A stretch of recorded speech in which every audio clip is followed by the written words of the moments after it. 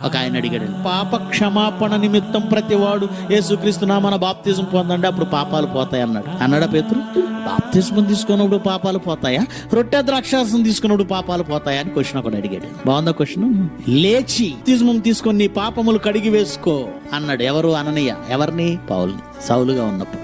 బాప్తిజం తీసుకుంటే పాపాలు పోతాయని 2 సందర్భాల్లో మనకు కనబడుతుంది. క్వశ్చన్ ఏమిటంటే, బాప్తిజం తీసుకుంటే పోతున్నాయా, రొట్టె ద్రాక్షసం తీసుకుంటే పోతున్నాయా? రెండిటికి పోతున్నాయి. ఈ రెండిట్లో పోవటానికి ప్రధాన కారణం ఆయన ఆల్రెడీ రక్తాన్ని చిందించాడు గనుక పుట్టినది మొదలుకొని యేసులోనికి బాప్తిజంలోనికి వచ్చేంత వరకు చేసిన పాపాలన్నీ బాప్తిజంలో పోతున్నాయి. అక్కడ నుండి క్రీస్తు మనిషిగా నువ్వు వచ్చిన తర్వాత కూడా నీ వలన జరిగే అనేక దోషాలు, పాపాలకు రొట్టె ద్రాక్షారసం వలన పోతున్నాయి. ఓకే, ప్రియమైనటువంటి దేవుని వారలారా, ఇప్పుడు మనం విన్నటువంటి క్లిప్పు నిమిషము లోపు నిడిమి కలిగినటువంటి వీడియో క్లిప్పు మనం విన్నాం. ఇప్పుడు సహజంగానే ఒక ప్రశ్న రావటానికి అవకాశం ఉంటుంది. అదేంటంటే, పూర్తి నిడివి కలిగినటువంటి వీడియో ఉంటే మనకి పూర్వపరాలు అలాగే అనేటువంటి ప్రశ్న రావటానికి అవకాశం ఉంది. అలాగని ఈ చిన్న వీడియో క్లిప్లో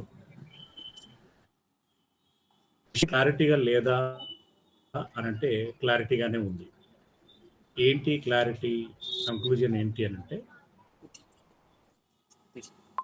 బాప్తిస్మమున పాపాలు క్షమించబడతాయి, అలాగే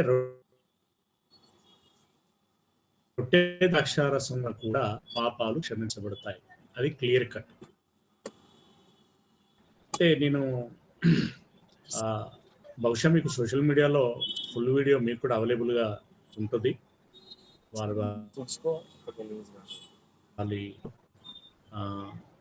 మనకి అంటే నాకు కూడా ఫస్ట్ చిన్న క్లిప్పే దొరికింది, పంపించారు.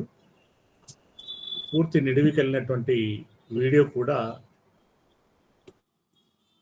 నాకు చేరింది, నేను విన్నా. దాంట్లో నేను మీకు కొంత అష్యూరెన్స్ ఇచ్చేటంటే, అష్యూరెన్స్ మీన్స్ అది వింటేనే కానీ ఇది అర్థమవుతుంది అన్నంతగా ఏమి లేదు. కాకపోతే ఆ ముందు నిడివి ఏదైతే ఉందో, అంటే బహుశా 50 నిమిషంల పై చిలుకు ఉంది. అది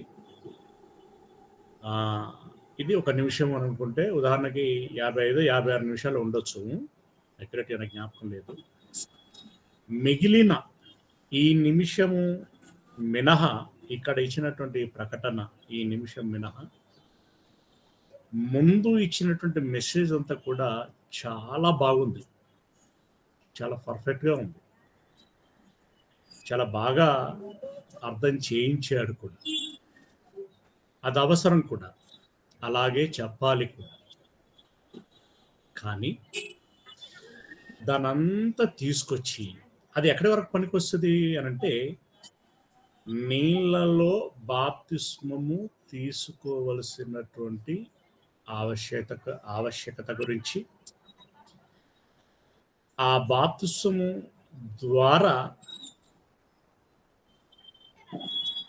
చేయబడుచున్నటువంటి ఉడంబడికను గురించి, అంటే నిబంధన, దేవునికి మారి బాప్తిస్మం తీసుకుంటున్నటువంటి వారికి మధ్యలో కుదిరేటువంటి నిబంధన ఏదైతుందో దాన్ని గురించినటువంటి ఆ ముందు ఉదహరించినటువంటి సందర్భాలు చాలా బాగున్నాయి. కానీ దాన్ని తీసుకొచ్చి రొట్టె ద్రాక్షారసము అనేటువంటి ముడిపెట్టటము అనేటువంటిది ఎట్టి కోశాన పొంతిక లేనటువంటి విషయంగా నాకు అనిపించినటువంటి విషయం. కావున ఇప్పుడు అదంతా పక్కకు పెడితే ఆ స్మాల్ క్లిప్ అది కూడా మనం కట్ చేసింది కాదు, వాళ్ళు పంపించింది. ఓకే, ఆ క్లిప్లో ఉన్నటువంటి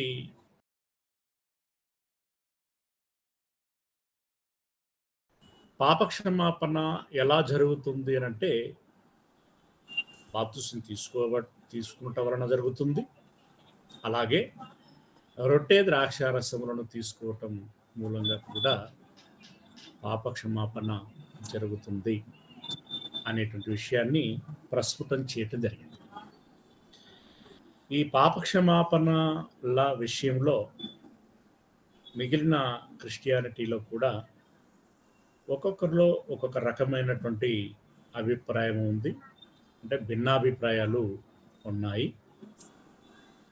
దీనిలో మనం ముఖ్యంగా గమనించాల్సినటువంటి విషయము, ఎవరిలో ఎన్ని అభిప్రాయాలు ఉన్నా కూడా అంతిమంగా బైబిలు వెల్లడి చేసేటువంటి లేఖనములు ఏవైతే ఉంటాయో అవే ప్రామాణికంగా ఎంచబడతాయి. అది అందరికీ మనకు తెలిసిందే. కాబట్టి విన్నటువంటి మాటలను బట్టి, బైబిల్లో ఉన్నటువంటి ప్రమాణాలను బట్టి, వాక్య ప్రమాణాలను బట్టి సత్యాసత్యములు ఏంటి అనేటువంటివి మనము తెలుసుకునేటువంటి ప్రయత్నం చేద్దాం. మరొకసారి దాన్ని పునర్పరిశీలించేటువంటి ప్రయత్నం చేద్దాం. మోస్ట్లీ ఈ విషయము మనకు తెలియనిదేం కాదు, కొత్తదేం కాదు. ఇదివరకు మనం మాట్లాడుకున్నటువంటివే, పాఠాలుగా చెప్పుకున్నటువంటివే, అనేక సందర్భాలలో వివరించుకున్నటువంటివే.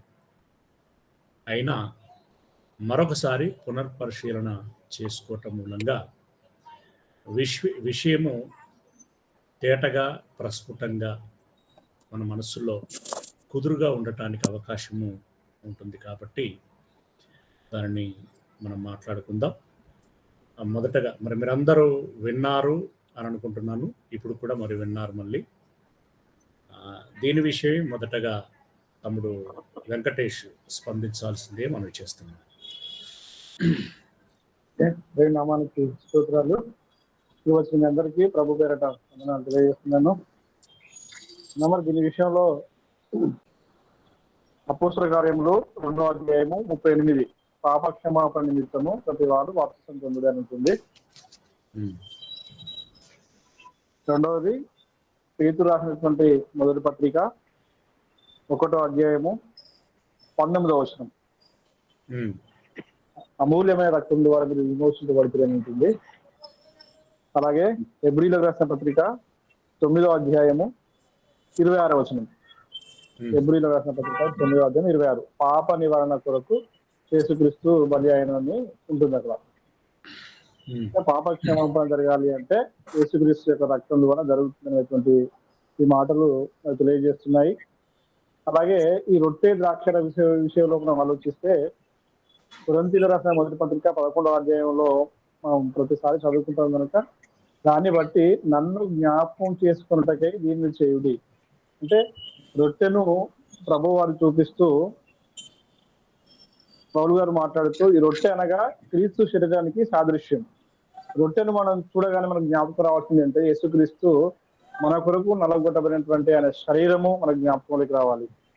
అలాగే రక్తాన్ని చూడగానే సిలువ మన కొరకు రక్తము ఎలాగైతే నలగొట్టబడే రక్తం కార్చబడిందో అంటే ఆ సన్నివేశము మన జ్ఞాపకం చేసుకోవడానికి మన నిమిత్తము క్రీస్తు నలగొట్టబడ్డాడు, రక్తం కార్చాడు, నన్ను జ్ఞాపకం చేసుకోవటకై దీనిని చేయుడి అంటే రొట్టె ద్రాక్ష రసము తీసుకునే దాని వెనకాల ఉన్నటువంటి కారణం ఏంటంటే ఆయన జ్ఞాపకం చేసుకోవడానికి, యేసుక్రీస్తు శరీరాన్ని అలాగే కాల్చిన రక్తాన్ని జ్ఞాపకం చేసుకోవడానికి రొట్టె ద్రాక్షారసం మనం తీసుకుంటున్నాం.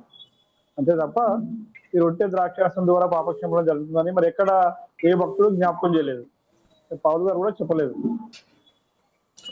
ఇప్పుడు రక్తం వలన పాప క్షమాపణ జరుగుతుంది అనేది రైట్. బట్ ఇప్పుడు మళ్ళీ రక్తం అనేటువంటిది ఇక్కడ సిలువకు బాప్తిసానికి ముడిపడి ఉన్నది, రొట్టెకు ముడిపడి ఉన్నది. మళ్ళీ అక్కడ అది గమనించాల్సిన విషయం. అవును. అయితే ఇప్పుడు బాప్తిసం తీసుకోవటం మూలంగా పాపక్షమాపణ జరుగుతుందా? రొట్టె తీసుకోవటం, ద్రాక్షరసం త్రాగటం మూలంగా పాపక్షమాపణ జరుగుతుందా? అది బాప్తిస్ బాప్తిస్మం తీసుకోవడం ద్వారా. ఎట్లా కన్ఫర్మ్ చేస్తాం? లేఖనాలు. పేతురు గారు చెప్పిన దాన్ని బట్టి అదే. పేతురు గారు అపోస్తల కార్యంలో చెప్పిన దాన్ని బట్టి, అలాగే మన పౌలు శిలలు చెరసాలలో వేయబడ్డప్పుడు కూడా వాళ్ళు యజమాని చెరసాల అధికారి కూడా, అయ్యా నేను ఏం చేయాలి అంటే మీరు రక్షణ పొందడానికి బాప్తిసం తీసుకోండి అంటాడు. దానికంటే ఇదే మన దమస్కుకు పౌలు గారు వెళ్ళినప్పుడు అననీయ చెప్పినప్పుడు బాప్తిసం తీసుకొని ఈ పాపాలు కడిగేసుకోమని చూసాను. అవును. శాంతి పత్రికల్లో పౌలు గారు జ్ఞాపకం చేస్తారు కదా, మీరు విలువ పెట్టి కొనబడిన వారు, అంటే విలువ పెట్టి కొనబడి యేసుక్రీస్తు యొక్క రక్తాన్ని కార్చి మనల్ని కొన్నాడు.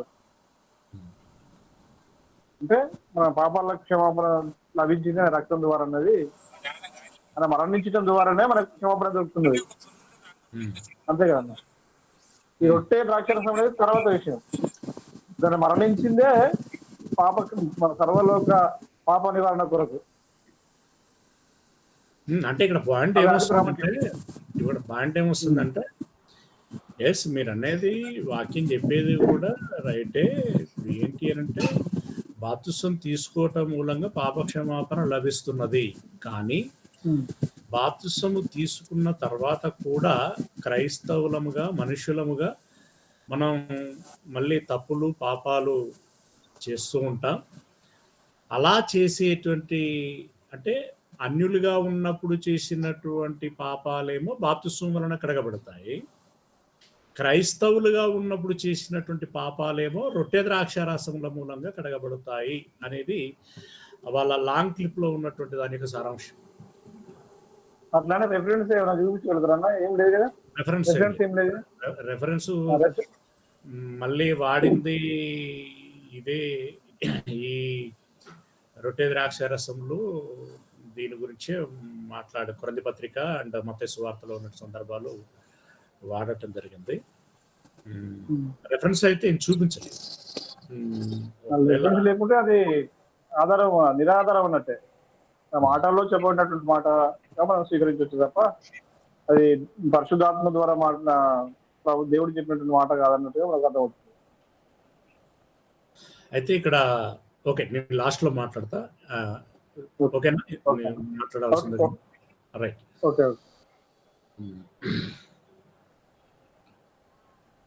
నెక్స్ట్ చిరంజీవి మాట్లాడతాను.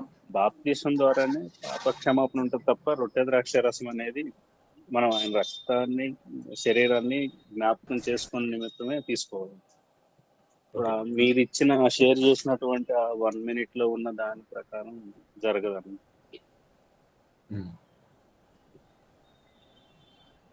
ఇప్పుడు పాప క్షమాపణ అనేది ఓన్లీ బాప్తిసం ద్వారానే ఉంటది అన్న. ఇది దానికి రిఫరెన్స్ ఏంటంటే అన్న చెప్పినట్టు ఇంతకు ముందు అపోస్తల కార్యము 2:23 ఉంది.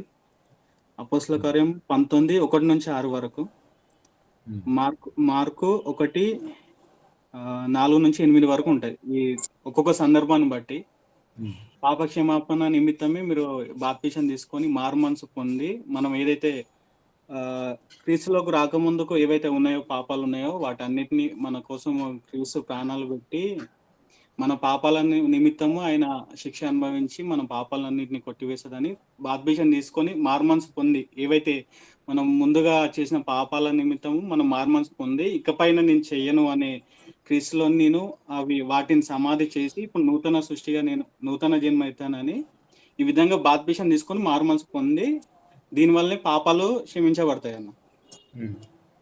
ఈ రొట్టె ద్రాక్షరసము ఎందుకు అంటే ఆయన ఒక సాదృశ్యం చూపించండి అన్న.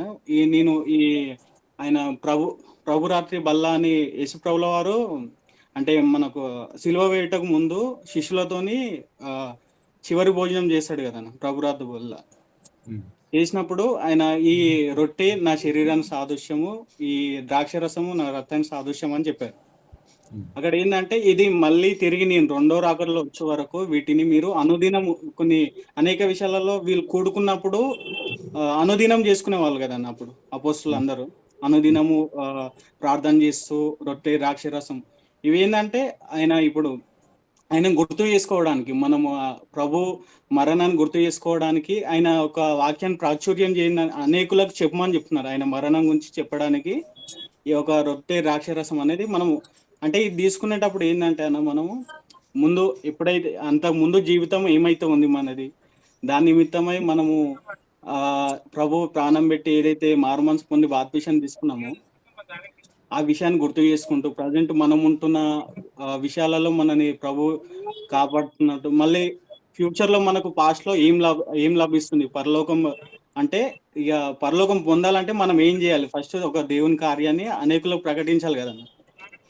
దాన్ని గుర్తు చేసుకోవడానికి ఈ అనుదినము అంటే ఆయన ఒక మరణాన్ని ప్రాచుర్యం చేయడానికి ఈ యొక్క రొట్టె ద్రాక్షరసం అనేది మనం తీసుకుంటాం అన్న. అది దాని గురించి ఈ రొట్టె ద్రాక్షరసం అనేది అప్పుడు వాళ్ళు అనుదినం తీసుకునే వాళ్ళు. తర్వాత ఇక మన ఇప్పుడున్న సిచ్యువేషన్ బట్టి ఇక మనము వారానికి ఒకసారి మంత్లీ ఒకసారి ఇలా తీసుకుంటాం. దీనికి ఇది పాపక్షమాపణ నిమిత్తం కాదు, కాకపోతే ఆయన ఒక ఏదైతే మరణాన్ని ప్రాచుర్యం చేసుకోవడానికి ఉన్న రిఫరెన్స్లు ఏంటంటే మొదటి కొరింథీ 11:23-25 వరకు ఉన్నాను. మొదటి కొరింథీ 11:26లో ఉంటది. లూకా 22:16-21, యోహాను 6:53లో ఉంటది.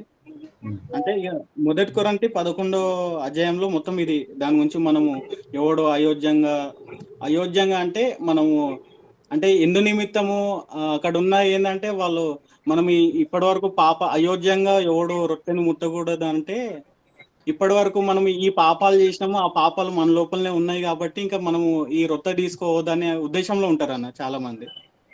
అంటే నేను రక్షణ పొందిన తర్వాత కదా ఈ రొట్టెలో అయోగ్యంగా చేయి వేయొద్దు అంటే అక్కడ ఏంటంటే మనము అయోగ్యంగా అంటే దాని యొక్క ప్రాముఖ్యత తెలియకుండా మనము చేయి వేయొద్దు అన్న ఉద్దేశం అది. ఆ ఉద్దేశంలో మనము అక్కడ చెయ్యి వేయకూడదు అంటే మనం దేని గురించి ఎందు నిమిత్తమై మనము రొట్టె తీసుకుంటున్నాము ద్రాక్షరసం తీసుకున్నాము అన్న మీనింగ్ అర్థం చేసుకొని దానికి ఏంటంటే మనం ఆయన ప్రభు మన కొరకు ప్రాణాలు పెట్టారు, తిరుగులేశారు. ఆ ఒక మరణ విషయాన్ని అనేకులకు చెప్పాలి, ఆయన వచ్చే వరకు చెప్పాలి, దాన్ని గుర్తు చేసుకోమని చెప్పేసి ఉన్నదే రొట్టె ద్రాక్షరసం అని. అంటే జ్ఞాపకం చేసుకోవటం అనేటువంటి దాని వెనకాల ఉన్నటువంటి ఉద్దేశం ఏదైతే ఉందో అది నువ్వు జ్ఞాపకం చేసుకున్న తర్వాత నెక్స్ట్ మినిట్ నుండి అది ఇంప్లిమెంటేషన్ అనేటువంటిది నీ జీవితంలో ఉండాలి. ఆ ఇంప్లిమెంటేషన్ అనేటువంటిది లేకుండా మళ్ళీ వచ్చి రొట్టె ద్రాక్షరసం తీసుకుంటా అంటే ఇదివరకు తీసుకొని జ్ఞాపకం చేసుకుని నువ్వు వరగబెట్టిందే ఏమి లేదు. అలాంటప్పుడు మళ్ళీ రొట్టె ద్రాక్షరసం తీసుకుంటానంటే ఈ రొట్టె ద్రాక్షరసం విషయంలో స్పిరిచువల్ గా ఉన్నటువంటి విషయం ఏదైతే ఉందో, దేవుని ఆజ్ఞ ఆలోచన ఏదైతే ఉందో దాన్ని మనం గౌరవించటం లేదు అని దాని అర్థం. అలా గౌరవించినప్పుడు రొట్టె ద్రాక్షరసం తీసుకోకూడదు అనేటువంటిది అయోగ్యత అనేటువంటి పదం వాడినటువంటి దాని వెనకాల ఉన్నటువంటి ఉద్దేశం అది. సరే, ఇప్పుడు ఇదంతా ఓకే, నువ్వు చెప్పిందంతా ఓకే. బట్ మరి ఇప్పుడు క్రైస్తవులుగా బాప్తిజం తీసుకున్న తర్వాత మరి పాపాలు చేస్తే వాళ్ళ పరిస్థితి ఏంటి? మరి అది ఇప్పుడు ఏదైతే మనం తీసుకున్న తర్వాత ఇంకా పాపాలు చేస్తుంటే ఇక మనకు నరకం తప్పదన్న. కాకపోతే అప్పటికి మనము ఏదైతే చేస్తున్న పాపాలను గ్రహించి ఇప్పటి నుంచి అయినా ఉన్న కాలంలో ఇప్పుడు ఇది మనం చేసేది పాపం అని దాన్ని వదిలేసి అక్కడ ఏదైతే ముందు మనం రొట్టె తీసుకునే ముందు ఇప్పటి వరకు చేసిన ఏవైతే బాప్తిసం తర్వాత కూడా నేను ఇవి పాపాలు చేశాను, ఇక ముందు చెయ్యను, దాని గురించి మనము దేవుని క్షమాపణ అడిగి నేను ఇవి చేశాను వాటిని క్షమించమని అడిగి రొట్టె తీసుకోవచ్చు అన్న. క్షమించమని అడిగితే క్షమిస్తాడా? క్షమిస్తా అంటే అన్న ఇప్పుడు మనం ఏవైతే పాపాలు చేసినామో అవి వదిలేసి మనం ఇంకా తర్వాత చేసే కార్యాలను బట్టి గాడ్ ఫైనల్ గా మన మరణమా లేదంటే ఆయన రాకడా ముందో అప్పుడు డిసైడ్ చేయబడుతుంది అన్న. తర్వాత మనము ఒప్పుకున్న తర్వాత ఏవైతే బాప్తిసం తీసుకున్న తర్వాత కూడా పాపాలు చేస్తే అకార్డింగ్ యువర్ నాలెడ్జ్ బాప్తిసం తీసుకున్న తర్వాత ఒక వ్యక్తి పాపాలు చేస్తే ఆ పాపాలు క్షమించబడతాయి అనడానికి లేఖన ఆధారం ఏదైనా ఉందా? అంటే ఒక నీతిమంతుడు పడిపోతే 7 మార్లు లేపుతానని ఒకటి ఉంది కదన్న. అంటే అది కొన్ని విషయాలకే అని నా ఉద్దేశం అన్న, నాకు తెలిసినంత వరకు అయితే. అంటే ఇప్పుడు చేసింది అది దేవుడు అంగీకరిస్తాడా అంగీకరించడా అనేది దాని మన చేసిన దాన్ని బట్టి ఉంటది. నీతిమంతుడు పడిపోతే 7 మార్లు పడిపోతే తిరిగి లేస్తాడా అనేటువంటి టాపిక్ మేబీ మరి పరిచయం అయిన తర్వాతనే చెప్పినట్టున్నాను నేను. మనకి యూట్యూబ్ ఛానల్లో ఉంది టాపిక్ అది. ఓకే, అది నువ్వు వినట్టున్నావు. ఓకే అన్న, చూస్తాను. ఒకసారి దాన్ని నువ్వు వినే ప్రయత్నించి. Okay, okay. నీతిమంతులు 7 మార్లు పడిపోతే తిరిగి లేస్తారంటే మరి 8వ పడిపోతే అంటే ఇక ఎన్నిసార్లు పడిపోతే అన్నిసార్లు లేస్తారని ఉద్దేశం కాదన్న. అది అంటే 7 సార్లు అవకాశం ఉందన్నట్ట. అంటే ఒక భక్తుడు చెప్తాడు కదన్న, ఇట్లా నీతిమంతుడు 7 మార్లు పడిపోతే అనేది పడిపోతే దేని గురించి పడిపోతే పాపాలు అన్నాడు అక్కడ. అన్న అందరికి వందనాలు.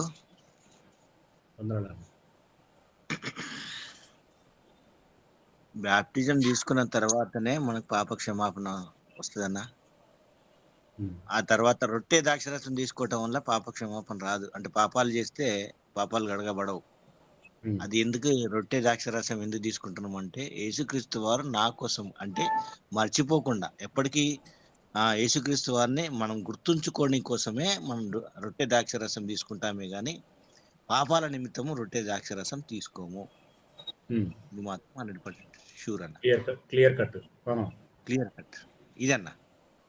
ఓకే. మరి ఇప్పుడు సేమ్ క్వశ్చన్ మీకు కూడా. బ్యాప్టిజం తీసుకున్న తర్వాత క్రైస్తవుడు పాపాలు చేస్తే ఆయన పరిస్థితి ఏంటి? నరకమే. క్లియర్ కట్టా?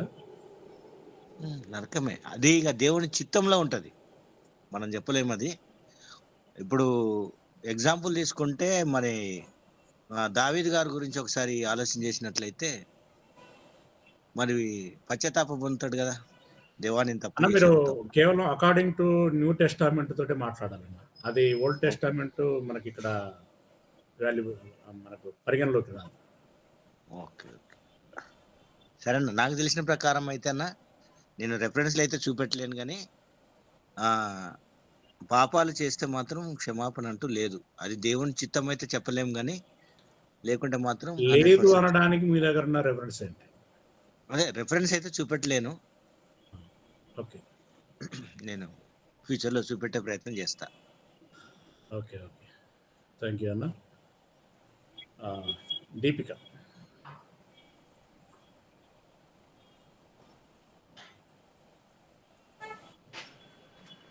వందనాలన్న, అందరికీ వందనాలు. అంటే బాప్టిజం తీసుకున్న తర్వాత కూడా మిస్టేక్స్ చేయకుండా అందరూ పర్ఫెక్ట్గా ఉంటారు అన్నది నా డౌట్ అన్న. ఇక్కడ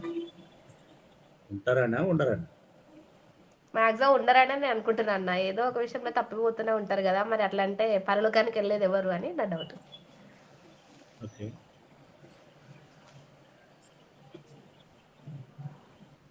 ఉండరు అనేది నీ ఒపీనియనా లేకుంటే as per Bible reference? Bible reference అని ఏం లేదన్నా, కాకపోతే మామూలుగా సహోదరులలో ఇప్పుడు ఇంట్లో కానీ చుట్టుపక్కల ఎవరిని అబ్జర్వ్ చేసినా క్రిస్టియానిటీలో బాప్టిజం తీసుకున్న తర్వాత కూడా మిస్టేక్స్ చేసే వాళ్ళు ఉన్నారు కదన్నా, చాలా మంది ఉన్నారు. 99.9% ఉన్నారు. పరలోకం వెళ్ళేది ఆ 0.01% లోనే ఉంటారు.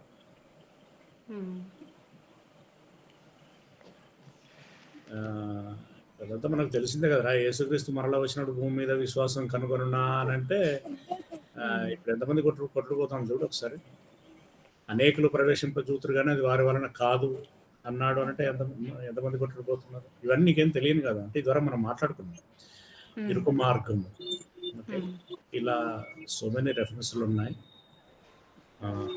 ఫస్ట్ అంటే ఇప్పుడు నువ్వు డైరెక్ట్ టాపిక్ వెళ్ళిపోయినావు. అంటే టాపిక్ మీన్స్ కంక్లూజన్ ఆన్సర్ చెప్పు.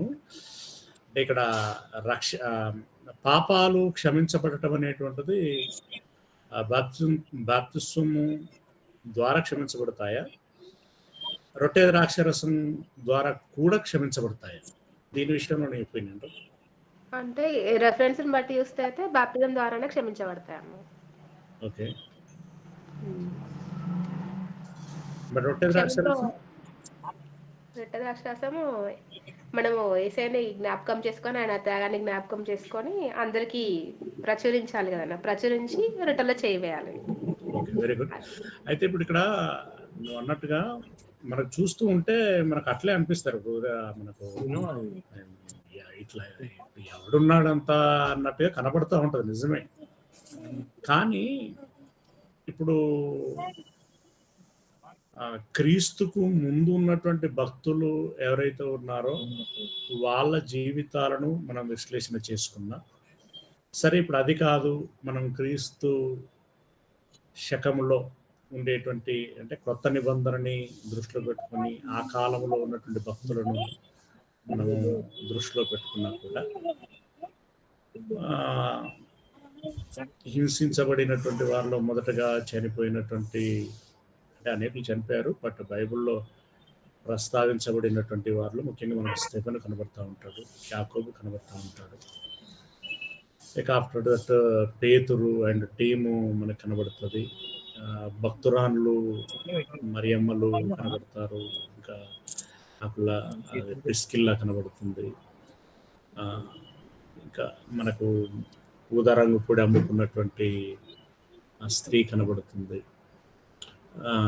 అంటే పౌలు వారి బృందం, జత పనివారు, వీళ్ళందరిని ఆఫ్టర్ బ్యాప్టిజం. ఇప్పుడు పౌలు గారిని చూసుకుంటే బాప్టిజం తదనంతరం ఎక్కడ ఒక చిన్న లోపం మనకు కనబడదు. సరే, మనకు కనబడకపోయినా దేవునికి కనబడుతుంది. అలా వారిని ఎక్కడ కూడా ఈ పొరపాట్లు చేశారన్నట్టుగా ఎక్కడ మనకి ప్రస్తావన ఉండదు. ఉండకపోగా వారిని మాదిరిగా చేసుకోండి అని అంటాడు మనకి. వారిని మాదిరిగా చేసుకో, మీకు ఎవరైతే ఈ బోధ చేస్తున్నారో వారిని మాదిరిగా చేసుకోండి అని అంటున్నారు అని అంటే నీతిమంతులు ఉన్నారు, పరిశుద్ధులు ఉన్నారు, పాపం చేయకుండా పరిశుద్ధంగా బ్రతికి. అంటే బాప్టిజం ముందు జీవితం అది వేరుగా, అది మనకు పరిగణలోనికి రాదు. బాప్తిస్మము తీసుకున్న తర్వాత వారు పాపం చేశారు అన్నట్టుగా బైబిల్ వ్రాయబడేటప్పటికీ ఉన్నటువంటి భక్తులను గురించినటువంటి ప్రస్తావన మనకి ఎక్కడ కనిపించదు. ఓకే, అంటే పాపం చేయని వారు ఉంటారు అనేటువంటి దానికి అదొక నిదర్శనం. తర్వాత ఇక హృదయంలోని తలంపులు వాటన్నిటి గురించి అది దేవునికి మాత్రమే తెలిసినటువంటి విషయం. మనం దాన్ని విశ్లేషించలేం. మనం కేవలం యాక్షన్స్, మనకు కనబడేటువంటి వాటిని గురించి మాత్రమే మనం మాట్లాడగలం. అయితే ఈ విస్తృతమైనటువంటి ప్రపంచంలో, ఈ సుదీర్ఘమైనటువంటి కాలంలో, వర్తమాన కాలంలో ఉండినటువంటి కోటాను కోట్లుగా పిలువబడుతున్నటువంటి క్రైస్తవ్యంలో ఉదాహరణకి టూకీగా 450 కోట్ల మంది క్రైస్తవులు అనంటే ప్రపంచంలో ఒక 50 మంది అయినా సెలెక్ట్ అవరా అనేది ఒక క్వశ్చన్. అంటే అది కూడా నేను ప్రమాణం ఏం చెప్పను. లాస్ట్కి ఒక 5గురన్నా పాపం చేయకుండా పరిశుద్ధంగా ఉండి ఉండరా? 5 మంది 450 కోట్ల క్రైస్తవులలో ఒక 5 మంది అయినా ఉండి ఉండరా అనంటే ఉండొచ్చు అనేటువంటిది మనకు. అంటే ఇందాక నువ్వు ఇప్పుడు ఇక్కడ ఎవరున్నారు పాపం చేయకుండా అనేటువంటిది ఎంత మనకు కాన్ఫిడెన్షియల్గా అంటే నిజమే కదా అన్నట్టుగా అనిపిస్తూ ఉంటుందో, కనీసం 5 మంది కూడా 5 మంది అన్నా ఉండొచ్చు కదా అనేటువంటిది కూడా అలాగే అనిపిస్తూ ఉంటుంది. రెండు రెండు రెండు కోణాలలో మనకి అలాగే అనిపిస్తూ ఉంటుంది. కాబట్టి దాన్ని మనం జడ్జిమెంట్ చేయలేం. ఎవరు లేరు అనడానికి జడ్జిమెంట్ చేయలేం, అందరూ పరిశుద్ధులే అనడానికి జడ్జిమెంట్ చేయలేం. కాబట్టి అది దేవునికి మాత్రమే విడిచిపెట్టాల్సినటువంటి విషయం. కాకపోతే మనకు బైబిల్లో ఆ ప్రకటన గ్రంథంలో చెప్పబడినటువంటి మాటను బట్టి తూర్పు నుండి, పడమట నుండి, మొత్తానికి 4 దిక్కుల నుండి అనేకులైనటువంటి అన్యజనులు, అంటే ఇశ్రాయేలుల నెంబర్ను గురించి ప్రస్తావించిన తర్వాత అన్యజనులు కూడా అనేకులు అంటే అక్కడ వాడిన ఆ పదాన్ని బట్టి ఒకసారి దాన్ని చదువుదాము. ఎవరైనా ముందు తీసిన వాళ్ళు రెఫరెన్స్ చెప్పండి. ప్రకటన గ్రంథంలో ఈ 1,44,000 1,44,000 అనుకుంటూ పోతాడు కదా.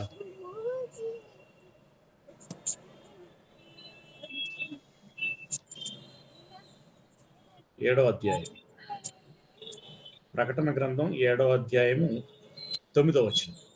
ఈ 8 వరకు మిగిలిన గోత్రాల గురించి మాట్లాడుకుంటూ వస్తాడు. వచ్చి 9వ వచనంలో ఏమంటాడంటే, అటు తర్వాత నేను చూడగా ఇదిగో ప్రతి జనములో నుండి, ప్రతి వంశములో నుండి, ప్రజలలో నుండి, ఆయా భాషలు మాట్లాడు వారిలో నుండి వచ్చి ఎవడునూ లెక్కింపజాలని ఒక గొప్ప సమూహము కనబడెను.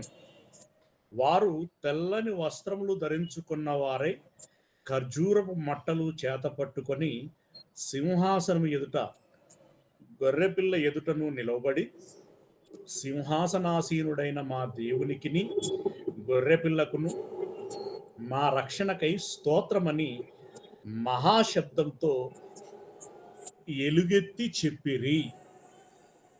అంటే ఇప్పుడు ప్రతి జనము, ప్రతి వంశము, ఆయా భాషలు మాట్లాడేటువంటి వారిలో నుండి వచ్చారట. వారు ఎంతమంది అనంటే లెక్కింపజాలనంత అని అన్నాడు. అంటే అనేకులు వస్తున్నారు, అదొక విషయం. అంటే ముఖ్యంగా అన్ని జనులలో నుండి వస్తున్నారు, అది మనం మనసులో పెట్టుకోవాల్సిన విషయము.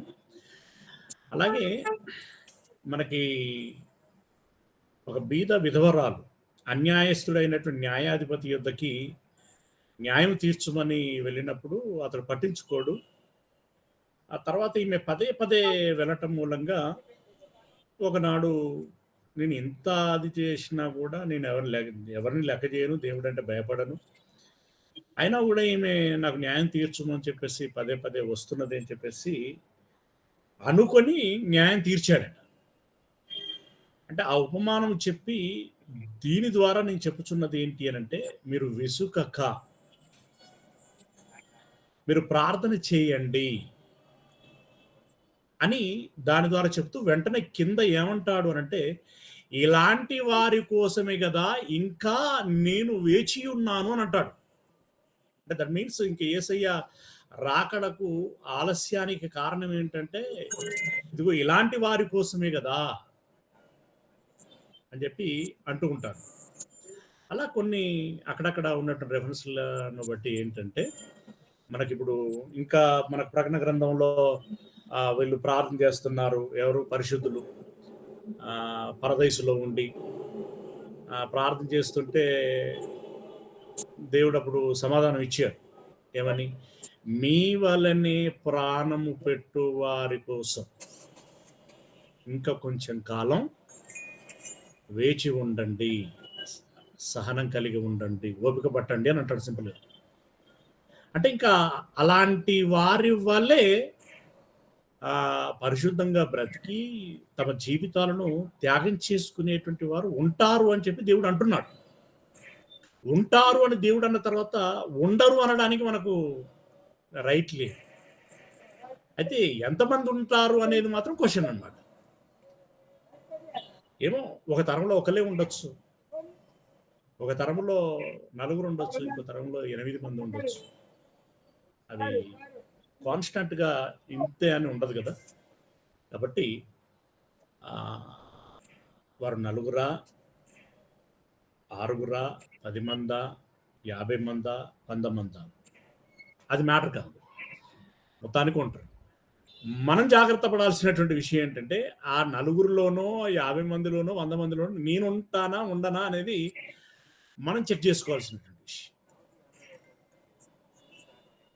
అది అక్కడ మనం గుర్తించాల్సినటువంటి విషయం. ఎస్, నువ్వు అన్నట్టు ఎవరున్నారు అనేటువంటి క్వశ్చన్ రావడం సహజం. నిజంగా మనకే ఒక్కొక్కసారి అది పెద్ద డైలమా క్రియేట్ చేస్తూ ఉంటాం. ఆ ప్రశ్న రావటంలో ఏమాత్రం అంటే తప్పట్టడానికి వీల్లేదు. ప్రశ్న వస్తుంది, అది సహజం. కానీ అదే సమయం అంటే ఈ ప్రశ్న రావడానికి ఏంటి ఏంటి మన హ్యూమానిటీని బట్టి మన మన మన మనుషులముగా మనకున్నటువంటి ఆలోచన బట్టి ఈ ప్రశ్న వస్తుంది. కానీ మనం ఆలోచించాల్సిన పాయింట్ ఆఫ్ వ్యూ ఏంటి అని అంటే దైవిక కోణములో దేవుడు చెప్తున్నటువంటి మాటలను బట్టి మనం ఆలోచించి అర్థం చేసుకునేటువంటి ప్రయత్నం చేయాలి. అలా దేవుడు చెప్పేటువంటి మాటలను బట్టి, యేసయ్య చెప్పేటువంటి మాటలను బట్టి, పరిశుద్ధాత్మ చెప్పేటువంటి మాటలను బట్టి, తద్వారా భక్తులు చెప్పేటువంటి మాటలను బట్టి డెఫినెట్గా వాళ్ళు ఉంటారు. కానీ ఎంత అనేటువంటి మాత్రం ఏమో, అంటే ఇంతమందిలో వాళ్ళు ఎంత అంటే అఫ్కోర్స్ అంతగా అనిపించకపోవచ్చు. కానీ భూమి మీద ఒక్కడు రక్షించబడ్డా కూడా పరలోకమందున్న తండ్రికి గొప్ప సంతోషము అనేటువంటిది మనం ఎరిగినటువంటి విషయం. ఆ ఒక్కల కోసం కూడా అవసరమైతే ఈ ప్రపంచాన్ని అలా ఉంచుతాడు. కాబట్టి ఉంటారు, బట్ వాళ్ళు ఎవరు అనేటువంటిది క్వశ్చన్ మార్క్. సెల్ఫ్గా మనం ఎవరికి వాళ్ళు వేసుకోవాల్సినటువంటి ప్రశ్న మాత్రం నేనున్నానా లేదా అది.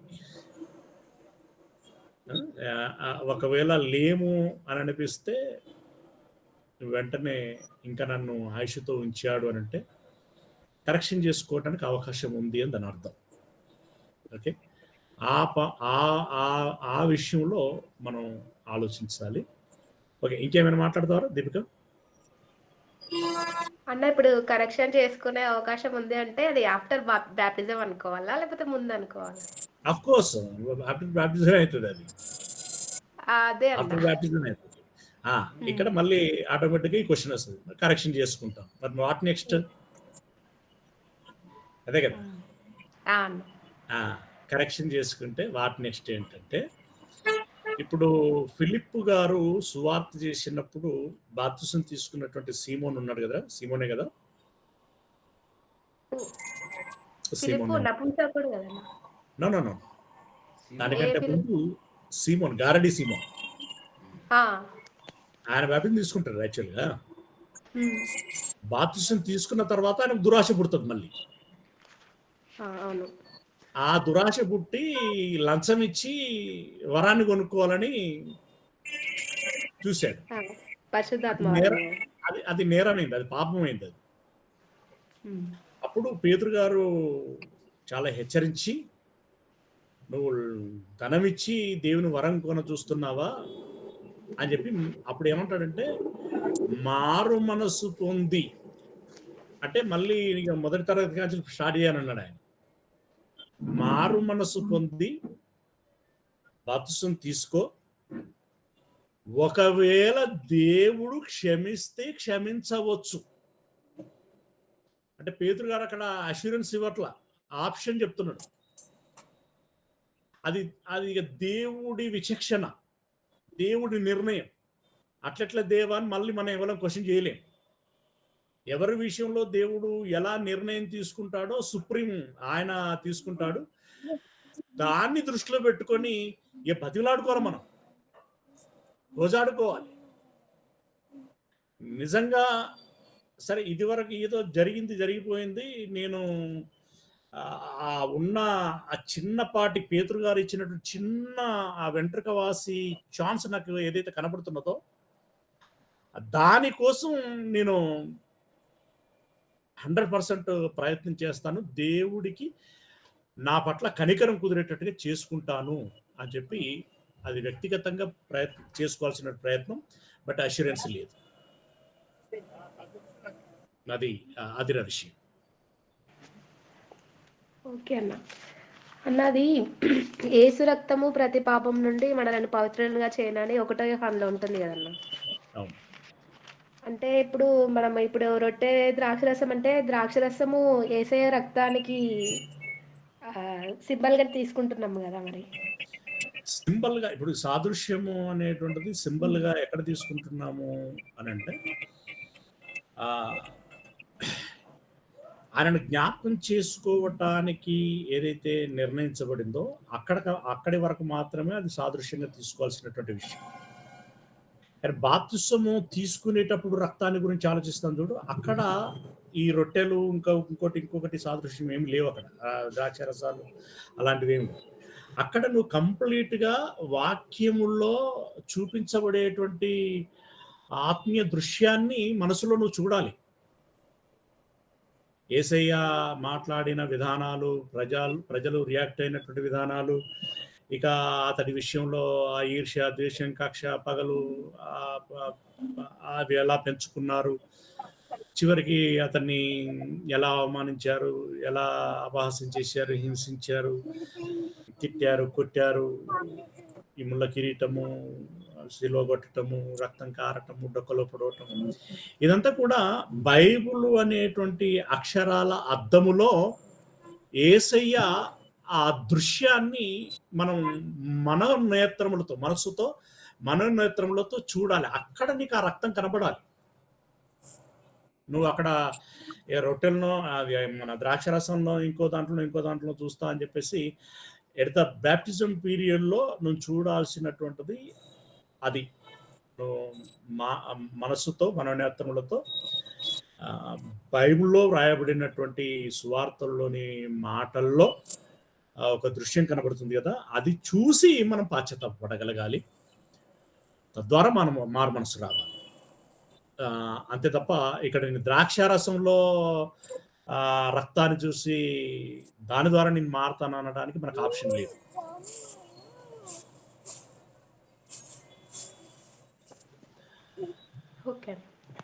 వందనాలన్నా, అందరికీ వందనాలు.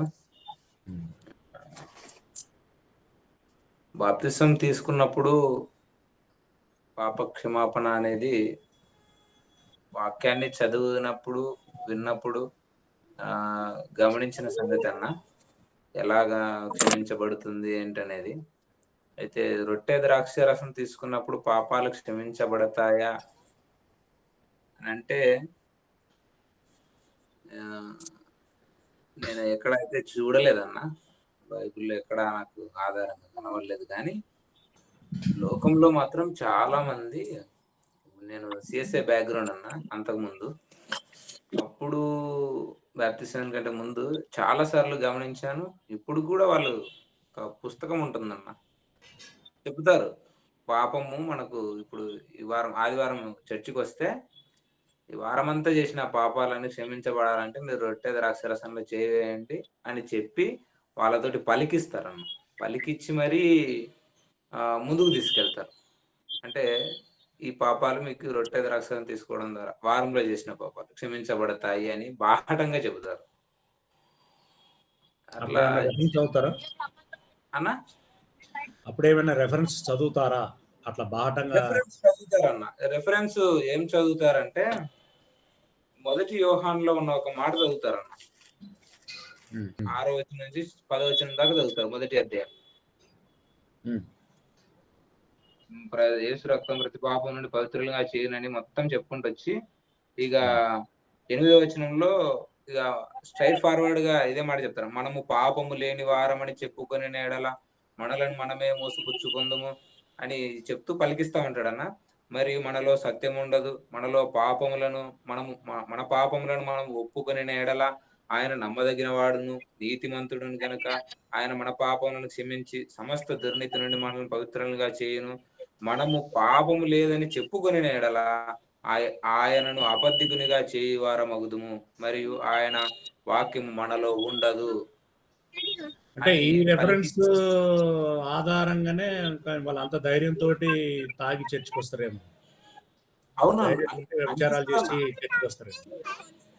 అస్సలు వారం ఆ ఒక్కరోజు ఎలాగా మొత్తం చేంజ్ కనబడుతుంది అన్న ఒక్క రోజు. మిగతా రోజులన్నీ గొడవలు, కొట్లాటలు, తాగడము, తిరగడము ఇష్టారాజ్యంగా కనబడతారు. అదొక్క రోజు ఇంకొకటి మాత్రం ఖచ్చితంగా వస్తారు. ఇంకొకటి ఏంటంటే ఈ సందర్భం అంతా కూడా బ్యాప్టిజం గురించి మాట్లాడుకుంటూ వస్తున్నటువంటి వాళ్ళ పాపాలు క్షమించబడేటువంటి సందర్భం గురించి మాట్లాడుతున్నటువంటి మాటలు ఇవి. ఒకసారి చదువుతాం మనం మొత్తం ఈ సందర్భాన్ని చదువుతాము 5వ వచనం నుంచి. మేము ఆయన వలన విని మీకు ప్రకటించు వర్తమానం ఏమనగా దేవుడు వెలుగయ్యున్నాడు, ఆయన యందు చీకటి ఎంత మాత్రము లేదు, ఆయనతో కూడా సహవాసం గలవారమని చెప్పుకొని చీకటిలో నడిచిన ఎడల మనము అబద్ధమాడుచు సత్యమును జరిగింపకుందుము.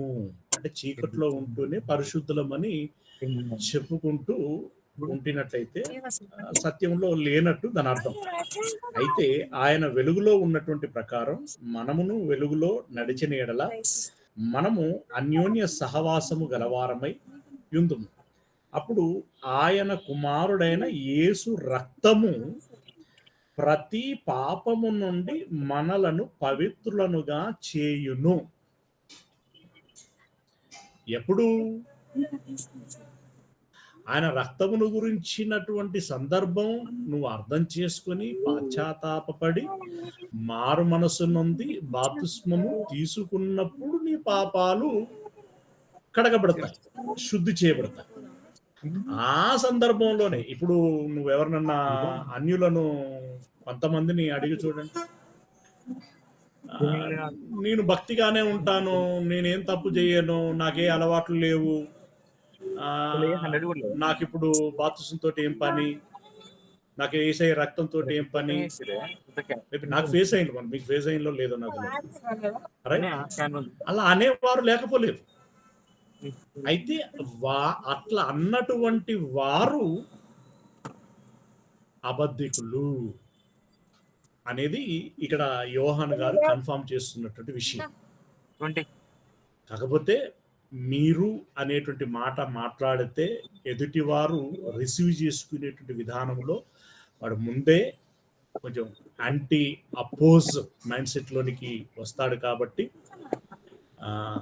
పౌలు గారైతే పలు సందర్భాలలో మనం సండే మాట్లాడుకున్నట్టుగా మనము ప్రేమ లేని వారమైతే నేను అన్నాడు ఆయన, నేను ప్రేమ లేని వాడైతే యాక్చువల్గా ఆయన చెప్పదలుచుకున్నది వాళ్ళకు,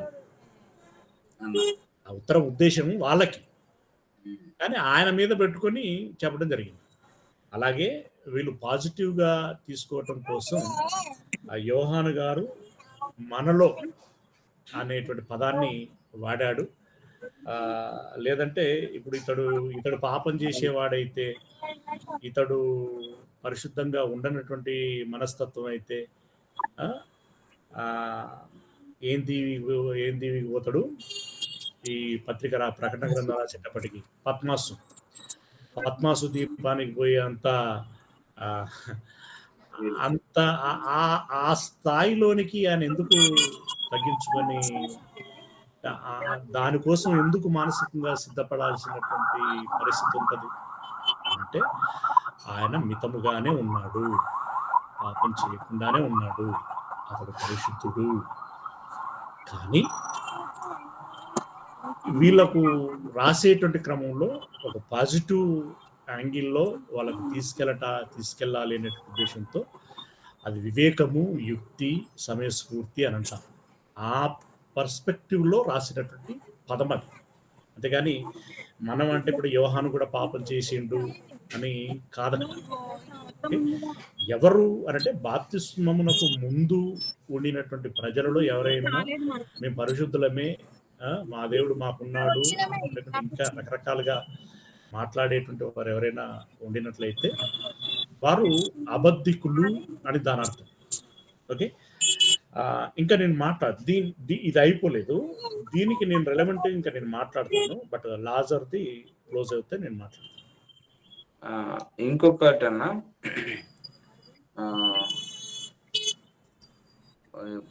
తర్వాత బాప్తిసం తీసుకున్న తర్వాత మళ్ళా తప్పులు చేస్తే క్షమాపణ ఉందా అన్నదానికి మీరు చెప్పారన్నా ఇంతకుముందు కూడా పాఠంలో. ఏమనంటే హెబ్రీ పత్రిక 10వ అధ్యాయం 26వ వచనంలో మనము సత్యమును గూర్చి అనుభవ జ్ఞానం పొందిన తర్వాత బుద్ధిపూర్వకంగా పాపము చేసిన యెడల పాపములకు బలిక ఉండదు, కానీ న్యాయపు తీర్పును భయముతో ఎదురు చూచుటయు విరోధులను దహింపబో తీక్షణ అగ్నియో నీకు ఉండును అని ఆయన చెప్పాడు. అంటే ఇక్కడ గమనించిందన్న మేము అర్థం చేసుకున్నది, ఆఫ్టర్ బ్యాప్టిజం విషయం తెలియదు. ఒక ఏదైనా సందర్భాన్ని తీసుకుంటే దాని గురించి తెలియదు, అవగాహన లేకపోవడం, దాని గురించిన సమాచారం తనకు తెలియకపోవడం, పరిపూర్ణ అవగాహన లేనప్పుడు దాన్ని చేస్తే తర్వాత తను తెలుసుకున్నప్పుడు, అరే ఇది తప్పు, నేను ఇన్నాళ్ళు చేసింది, నేను ఇలా అనుకున్నాను, నాకు తెలియదు అని అనుకుని దేవుణ్ణి క్షమించమని అడిగితే అది తెలియక చేసాడు కనుక క్షమించబడతాడని అక్కడ అర్థం వస్తుంది. అదే అర్థమైందన్న. అలాగే ఒకవేళ అది తప్పని తెలిసి కూడా బుద్ధిపూర్వకంగా కంపల్సరీ ఇది రాంగ్, ఇది ఇలా చేయకూడదు అని 100% తనకు తెలిసినప్పుడు తను చేస్తే దానికి మాత్రము క్షమాపణ లేదు, బలిక ఉండదు అనే మాట చెప్పబడింది. సో ఈ మాటను బట్టి చూస్తే ఆఫ్టర్ బ్యాప్టిజము బుద్ధిపూర్వకంగా ఎరిగిన పాపానికి క్షమాపణ లేదన్న సంగతి అర్థమైంది. ఆ మాటను బట్టి ఒకవేళ రొట్టె అనేటువంటిది వీళ్ళు ద్రాక్షారసము అనేటువంటిది ఆప్షనల్ గా వాళ్ళు ఒకవేళ చాయిస్ గా తీసుకున్నా కూడా ఈ మాట దాన్ని కొట్టేస్తుంది. బుద్ధిపూర్వకంగా ఉద్దేశపూర్వకంగా నువ్వు పాపం చేసినట్టయితే నువ్వు రొట్టె ద్రాక్షారసం తీసుకున్నా కూడా నీకు అది వర్కౌట్ కాదనేది ఆ మాట యొక్క ఉద్దేశం. కొట్టేసినట్టే ద్రాక్షారసం ఆ పర్సన్ కానే కాదు, మనం మాట్లాడుతున్నట్టుగా ఒకవేళ అనుకున్నా కూడా అది పరిగణలోనికి రానటువంటి విషయము. అదే అధ్యాయము 18వ వచనంలో కూడా ఇంకొక మాట ఉంటుంది అన్న, వీటి క్షమాపణ ఎక్కడ కలుగునో అక్కడ పాప పరిహారార్థ బలి ఇక ఎన్నడూ ఉండదు. కొంచెం మీది నుండి కూడా చదవాలి, అది ఇర్మియా గ్రంథం తాలూకు మాటలు అక్కడ ఉందనగా, ఆ దినములైన తర్వాత నేను వారితో చేయబో నిబంధన ఇదే, నా ధర్మ విధులను వారి హృదయమునందుంచి వారి మనస్సు మీద వాటిని వ్రాయుదును అని చెప్పిన తర్వాత వారి పాపములను వారి అక్రమములను ఇకను ఎన్నటికి జ్ఞాపకము చేసుకొనను అని ప్రభువు చెప్పుచున్నాడు. వీటి క్షమాపణ ఎక్కడ కలుగునో అక్కడ పాప పరిహారార్థ బలి ఇకను ఎన్నడూ ఉండదు. అయిపోయి అంటే ఇప్పుడు వారి పాపాలను మరెన్నటి జ్ఞాపకం చేసుకొనను అనేటువంటి మాట దేనికోసము అంటే, ఒక నిబంధన చేస్తున్నాను, ఆ నిబంధనకు లోబడినటువంటి వారి యొక్క పాపాలను నేను క్షమించేస్తాను. క్షమించిన తర్వాత అంటే లోబడటం అంటే అది బ్యాప్టిజం ద్వారా జరిగేటువంటి కార్యక్రమం. అది జరిగిన తర్వాత మరెన్నటికి ఆ ఓల్డ్ సిన్స్ ఏవైతే ఉన్నాయో వాటిని నేను జ్ఞాపకం చేసుకోను అని అంటూ, ఇక బలి ఒకసారి ఎవరి విషయం, ఇప్పుడు ప్రవచనం అనేది ఒకసారి నెరవేరిన తర్వాత అది నిరర్థకమగును అనేటువంటిది ఎంత వాస్తవమో, ఇప్పుడు ఈ బలి ఒక వ్యక్తి విషయంలో ఒకసారి ఇంప్లిమెంట్ అయిన తర్వాత మరలా ఆ బలి వారి విషయంలో నిరర్థకమే, వారి విషయంలో అది అప్లికేబుల్ అవ్వదు. ఆ విషయం ఇక్కడ ప్రస్తుతం చేస్తుంది. వీటి క్షమాపణ ఎక్కడ కలుగునో అక్కడ పాప పరిహారార్థ బలి ఇక ఎన్నడూను ఉండదు. ఎన్నడూ ఉండదు అన్న తర్వాత వారం ఎక్కడి నుండి వస్తుంది? ఓకే, అది అఫ్కోర్స్ బలి ఉండదు అని అన్న తర్వాత అంటే, కాకపోతే ఇక్కడ మాట్లాడుకునేటువంటి విధానం ఎలా ఉంటుందంటే, అప్పటి బలే మనం వారం ద్రాక్షరసం తీసుకున్నప్పుడు అలా జ్ఞాపకం చేసుకుంటున్నాం, రైట్? ఎగ్జాక్ట్ అదే అప్పటి బలినే మనం వారం జ్ఞాపకం చేసుకోవాలి. జ్ఞాపకం చేసుకోవటానికి ఇచ్చినటువంటిదే రొట్టె ద్రాక్షరసం, అంతేగాని పాపాలు క్షమించడానికి కాదు, రైట్? దీని కంటిన్యూషన్ ఇంకేమన్నా ఇదే అధ్యాయం 14వ వచనంలో అన్న, ఉమ్, చాలా చాలా నేరుగా చెప్పబడింది అన్న ఈ మాట. 14 వచనము, ఒక్క అర్పణ చేత ఈయన పరిశుద్ధపరచబడు వారిని సదాకాలమునకు సంపూర్ణులుగా చేసి ఉన్నాడు అని అన్న. ఉమ్. ఇక మళ్ళా అవసరం లేదు, ఇదే సదాకాలము సంపూర్ణులుగా చేయడానికి ఒక్క అర్పణ చేత ఈయన అంటే పరిశుద్ధపరచబడు వారిని అని. ఈ యాంగిల్ అంతా కూడా అఫ్కోర్స్ చెప్పింది రైటే. కాకపోతే ఇది ఏంటంటే రిప్రజెంటేషన్ గా చెప్తున్నటువంటి మాట. ఏంటి రిప్రజెంటేషన్ అని అంటే, ఇప్పుడు ఆదాము అనేటువంటి ఒక వ్యక్తి పాపం చేయటం ద్వారా లోకమునకు పాపము వచ్చింది అనేటువంటిది ఎలాగో, యేసు అనేటువంటి ఒక వ్యక్తి ద్వారా ఈ లోకానికి పరిశుద్ధత వచ్చింది. అది ఎప్పటికీ కొనసాగుతుంది అని చెప్పడానికి, అంటే పాపానికి ఒక రిప్రజెంటేషన్ గా ఆదాము ఉంటే, పరిశుద్ధతకి ఒక రిప్రజెంటేషన్ గా యేసు ప్రభుల వారు ఉన్నారు అని చెప్పడానికి వాడుచున్నటువంటి విధానం, ఓవరాల్ గా చెప్తున్నట్టు. భవిష్యత్ కాలానికి. ఓకే, ఇంకా ఇక ఇంకొక విషయం అన్న, ఈ పాఠం అంతట్లో, ఈ అధ్యాయం అంతట్లో అన్న, ఒక్కసారి అర్పింపబడింది, ఒక్కసారి అనే పదం బాగా వ్రాయబడి ఉంటుంది. మరలా ఉండదు. ఇప్పుడు ఒకసారి అనేటువంటిది ఉండని, ఆ ఒకసారి అర్పించబడిందే మేము వారం వారం ఉపయోగించుకుంటున్నాం అనే వర్షన్ వస్తుంది ఇక్కడ. అప్పుడు మళ్ళీ ఒకసారి అనేటువంటిది కాదు అక్కడ పాయింట్. అది ఒకసారి అర్పింపబడ్డాడని మేము కూడా ఒప్పుకుంటున్నాం. అంటే మేము కూడా ఒప్పుకుంటున్నాం మీన్స్ అందరూ ఒప్పుకుంటున్నారు. అది ఆ ఒకసారి అర్పించబడిందే ఇన్ని 21 శతాబ్దాలుగా అది వాడబడుతుంది కదా. నువ్వు బాప్టిజం కోసం అయితే వాడబడుతుంది కదా. బాప్టిజం కోసం వాడబడినప్పుడు రొట్టె ద్రాక్షారసం కోసం ఎందుకు వాడబడదు? ఆ యాంగిల్ ఆలోచించాలి. కనుక ఒకసారి అనేది నిజం, అందరూ ఏకీభవించే విషయం. యోహాన్ రాసినటువంటి మొదటి పత్రిక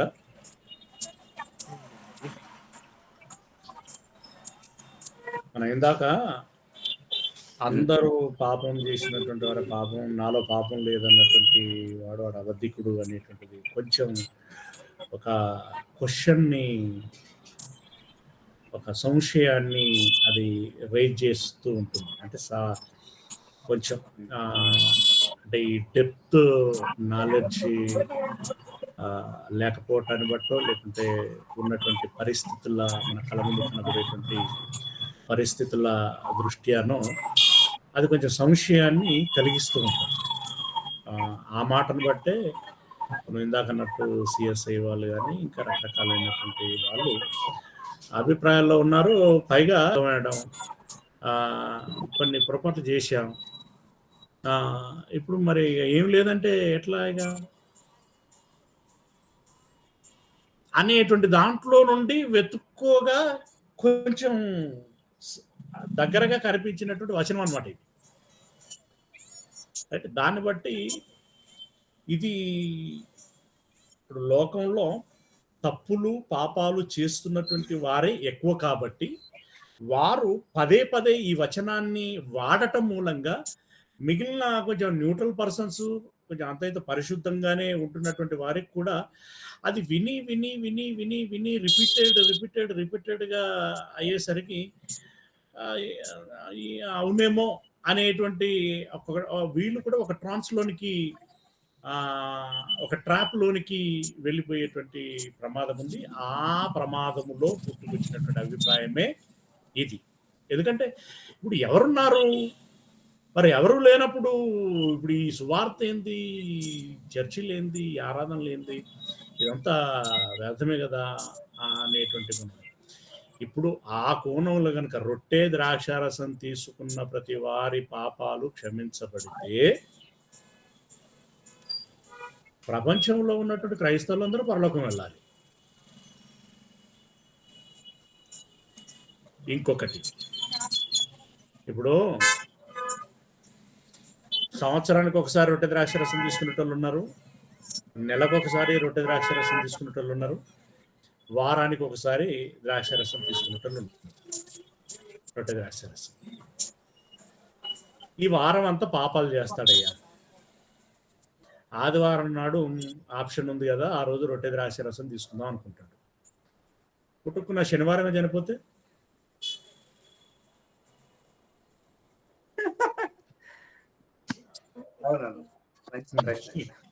నువ్వు నవ్వుతే నాకు నవ్వుతుంది అని. అంటే ఇప్పుడు పాయింట్ కదా, వ్యాలిడ్ పాయింట్ కదా. పాయింట్ అన్నా, నిజమే. ఇప్పుడు ఆదివారము సాయంత్రం చనిపోవాలని క్రైస్తవుల కోసం ప్రత్యేకంగా దేవుడు ఆ చట్టం ఏం రాయలేదు కదా, నియమం ఏం పెట్టలేదు కదా. మీరు మిగతా వాళ్ళందరూ ఆలోచిస్తున్నారు అనుకుంటున్నాను మరి. కాబట్టి అసలు రొట్టె ద్రాక్ష రసాన్ని ఇలా వాడుకోవటం అనేటువంటిది సిల్లీ థింగ్ అది. Okay, right.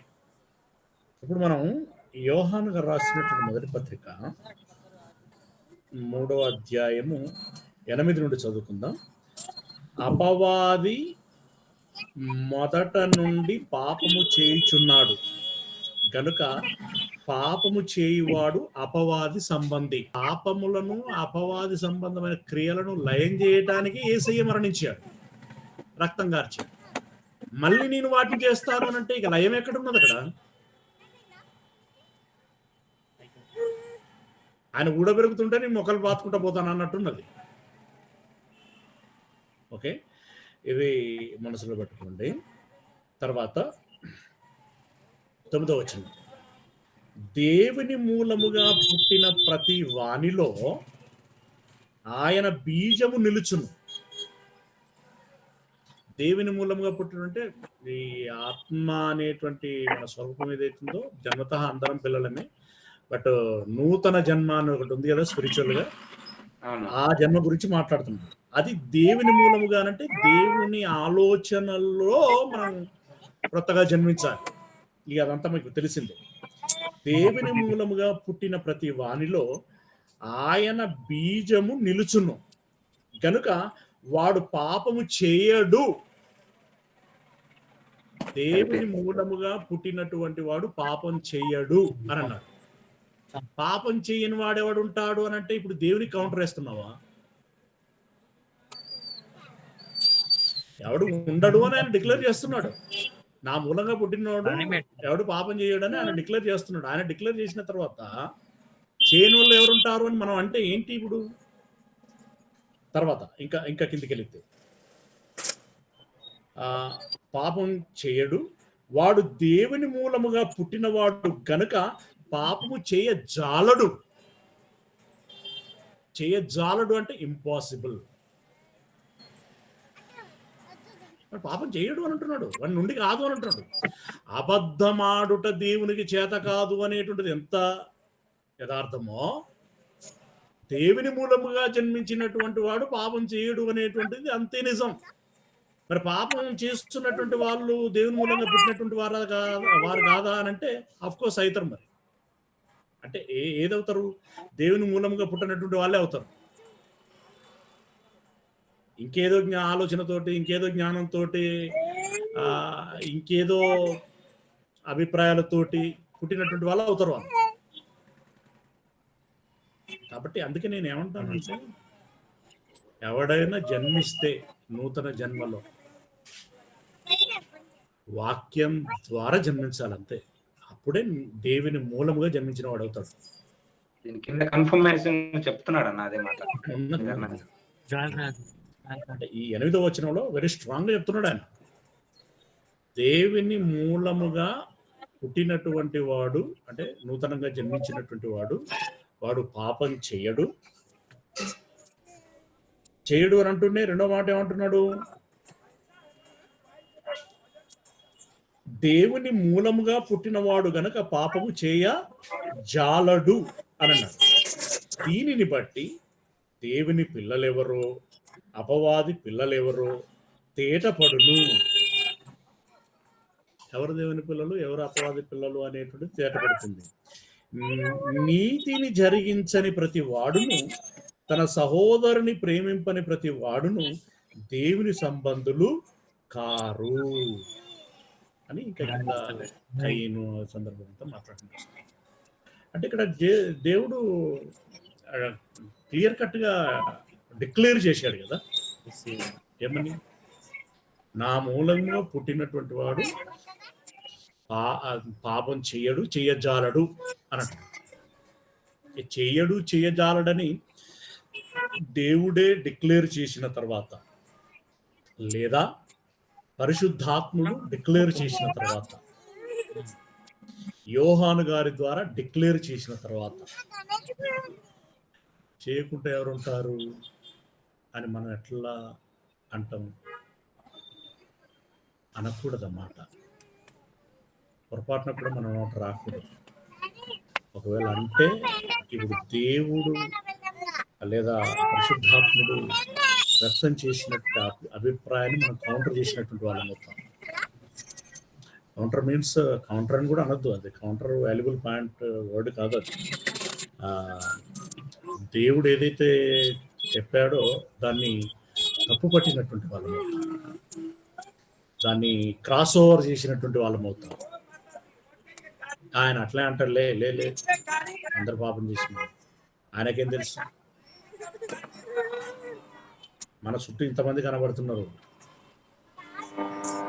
ఆయన కనపడతారా అన్నట్టు.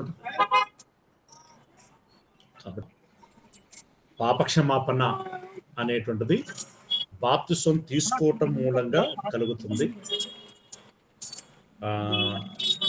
బాప్తిసం తీసుకున్న తర్వాత పాపం చేయకుండా ఉంటారంటే డెఫినెట్గా ఉంటారు. కాకపోతే వాళ్ళు ఎంతమంది అని అంటే అది మనం చెప్పడం కష్టం, కానీ ఎంతో కొంతమంది మాత్రం తప్పకుండా ఉంటారు.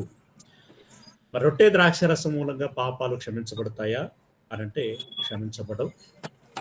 రొట్టె ద్రాక్షరసాలు యేసయ్యని జ్ఞాపకం చేస్తాయి, అంతే. మరి ఇప్పుడు బాప్తిసం తీసుకున్న తర్వాత ఒకవేళ పాపం చేస్తా ఉంటారు, మన చుట్టూ కనబడే వల్ల వాళ్ళు కదా, చేస్తే వాళ్ళ పరిస్థితి ఏంటి అని అంటే అదే గారడి సీమోను విషయంలో పేతురు ఏం చెప్పాడో అదే వాళ్ళకు వర్తిస్తుంది. వాళ్ళు అప్పటికైనా సిన్సియర్గా భయంతో ఒళ్ళ దగ్గర పెట్టుకొని జాగ్రత్త పడితే దేవుని చిత్తం. అఫ్కోర్స్ వాళ్ళ కోసం వాళ్ళు ప్రార్థన చేసుకోవాలి, మనం కూడా ప్రార్థన చేయటంలో తప్పేం లేదు. అయ్యా ఈ దీనురాల్ని మీరు క్షమించండి, కాపాడండి, ఇప్పటికైనా తెలుసుకొని జీవిస్తున్నారు కాబట్టి అని చెప్పి ప్రార్థన చేద్దాం. మేబీ దేవుడు తీసుకోవచ్చు, స్వీకరించవచ్చు, అది ఆప్షన్. 1 యోహాను 3:21, యోహాను రాసిన మొదటి పత్రిక 3వ అధ్యాయము 21. ప్రియులారా, మన దోషారోపణ చేయని ఎడల దేవుని ఎదుట ధైర్యం గలవరం అవుతుంది. అంటే ఇప్పుడు దీని ద్వారా నువ్వు ఏం చెప్పదలుచుకుంటావు? అంటే బాప్తిసం తర్వాత మనము ఒకవేళ పొరపాటు చేసిన ఆ తర్వాత మనలో దోషం కనిపించకపోతే, పొరపాటు కనిపించకపోతే ఏంటి తమ్ముడు? మళ్ళా మన రిపీట్ అంటే మళ్ళీ చేయకుండా ఉంటే, మీరు ఆప్షనల్ గా ఇంతకుముందు చెప్పారు కదా, దాంట్లో మచ్చ పడ్డ తర్వాత మళ్ళా మచ్చ నేను కడుక్కున్నా అనడానికి లేదు, మళ్ళీ కడబడడానికి సర్ఫ్ కావాలి కదా, ఆ సర్ఫ్ లేదంటున్నాడు ఆయన.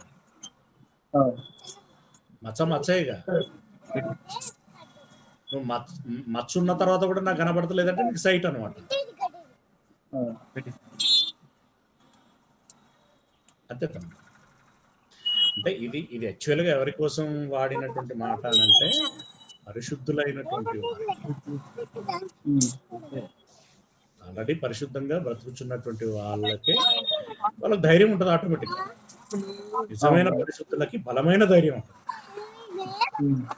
ఆ ధైర్యం కానిటువంటి వాళ్ళు దేవునితో ఎంత చనువైనా తీసుకోవడానికి ప్రయత్నం చేస్తారు, డిమాండ్ చేస్తారు అవసరమైతే. డిమాండ్ మీన్స్ దేవా అంటే ఒక ఏలియా ప్రార్థన మనం వింటాం.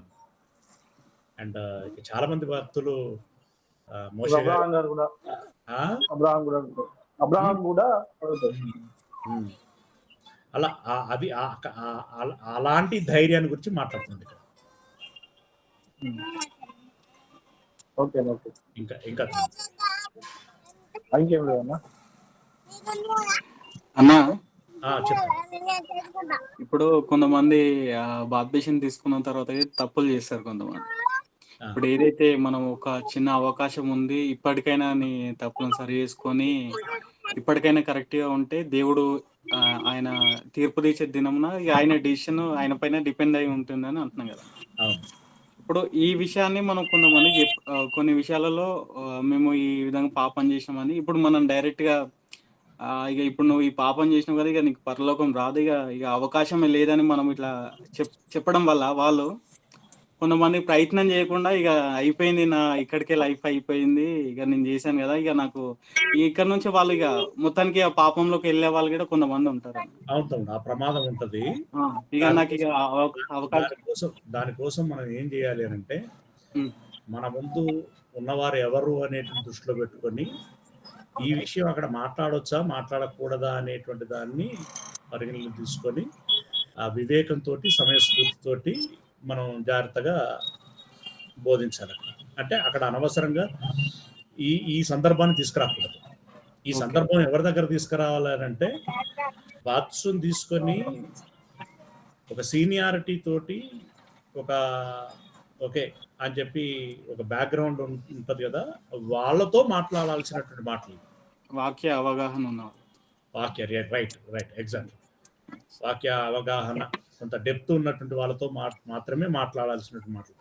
ప్రెషర్స్ దగ్గర కానీ లేకుంటే ఇంతకు నువ్వు అన్నట్టుగా వాళ్ళు క్రైస్తవ్యంలో మా కుటుంబమే పూర్వోత్తరం నుండే క్రైస్తవ కుటుంబం, నేను పుట్టిందే క్రైస్తవ కుటుంబంలో, నేను బాప్తిజం తీసుకొని 10 సంవత్సరాలు అవుతుంది, 20 సంవత్సరాలు అవుతుంది అనే వాళ్ళు కూడా లేకపోలేదు. కానీ వాళ్ళకు వాక్యము అనేటువంటి ఆహారము వాళ్ళకు లేదు, వాళ్ళ విషయం తెలియదు అసలు.